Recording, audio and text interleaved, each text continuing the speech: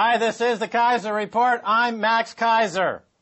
Well, you know, Barack Obama, the President of the United States, he wants to drive a silver spike through the heart of the vampires on Wall Street. You know who I'm talking about, the J.P. Morgans, the Goldman Sachs, the denizens of the night, the zombies, the bloodsuckers.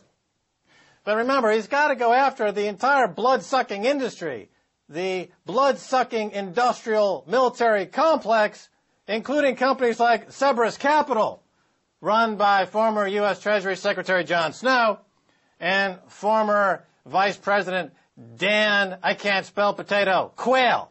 Now, they bought a company 4 years back called Telecris Plasma for $82 million as part of their leveraged buyout firm. They sold it 4 years later for $1.8 billion. What does this company do? They suck the plasma out of poor people, and then they sell the plasma with a huge markup to rich people. Not only that, they've been charged with manipulating prices and conducting a plasma cartel on the international markets.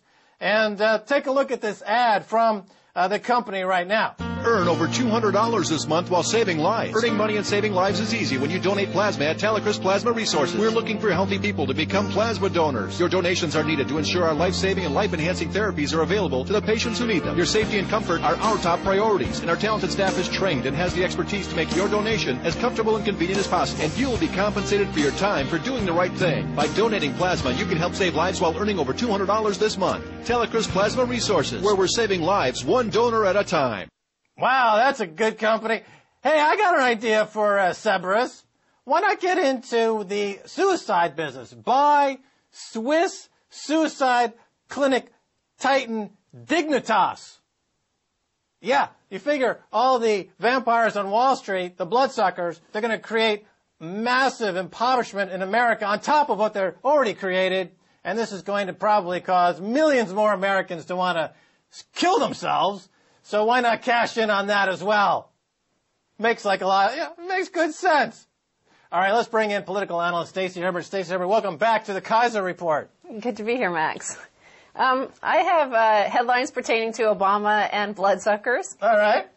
First steps toward a course correction. Paul Volcker prevails. Obama to propose new banking rules. These are it's being called the Volcker Plan. And it's being called a dramatic decision by Obama. And also, headlines are reading, Obama declares war on Wall Street.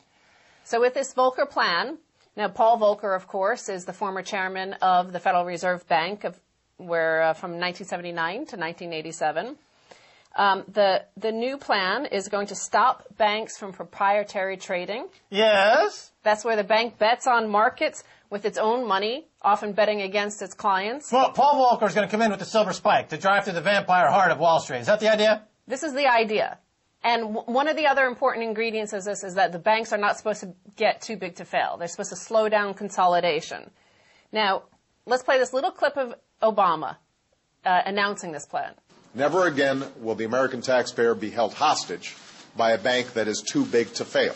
So he says the economy will never be held hostage. But the first thing that happened was a classic hostage-taking maneuver. The markets fell. Exactly. Tell the people about this, because a lot of people don't understand that, because Wall Street controls the buying and the selling, especially Goldman Sachs with their high-frequency trading and other mechanisms. They actually control the market going up and down. It's not supply and demand anymore. It's market manipulation. So when they don't like something, they just crash the market. It's a form of financial terrorism. Tell the people. Well, we saw this previously in the Bush administration with Hank Paulson. Remember going before Congress and telling them that they had better give him $700 billion in the TARP funds, otherwise the markets would crash. Who could forget that? And at first, Congress didn't give him the authority based on his 3-page document, and the markets crashed. They crashed the market. Like 700 points. Yeah. And then everybody freaked out and said, oh, my God, we're being held hostage, and we have to sign this law. Exactly. So headlines read, bank shares fall. U.S. stocks fall on worries about bank restrictions. But now, whether or not we're being held hostage again, let's listen to Timothy Geithner that very same evening talking about this Volcker plan. How different would the banking sector look if everything you want is enacted? Right. We want to have a more stable system that does a better job of protecting consumers and meeting the needs of companies that need to raise capital, families need to borrow to finance their kids' education. That's our basic objective in this. To do that, we need to make sure banks aren't taking the kind of risks that will threaten the stability of the system. That requires a whole range of complicated, important reforms constraints. We've made a lot of progress in the House. We've got a very strong bill there. But we're now at a critical moment in the Senate. And we wanted to make sure at this critical moment, as we try to move this forward, we had the best set of ideas in place that offer the best prospect of a strong set of reforms. So in essence, are you saying big banks need to be broken up? No, this does not propose that. Oh, Geithner lying again. What a shock.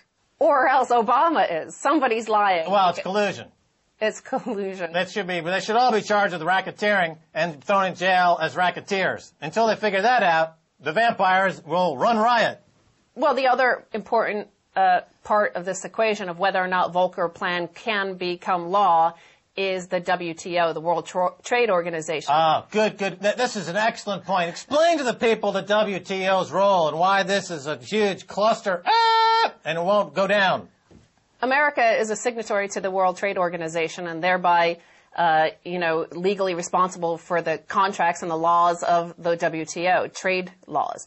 So under the Financial Services Agreement, you cannot regulate the size of a bank, and you cannot regulate the derivatives. You cannot do anything to restrict the size of banks. Right. So if this Volcker plan actually does become law, the likes of China will have a case against the United States. Right, and then China can engage in financial terrorism by crashing the dollar. Well, China has the biggest banks in the world now, remember. And they have almost $2 trillion US dollars.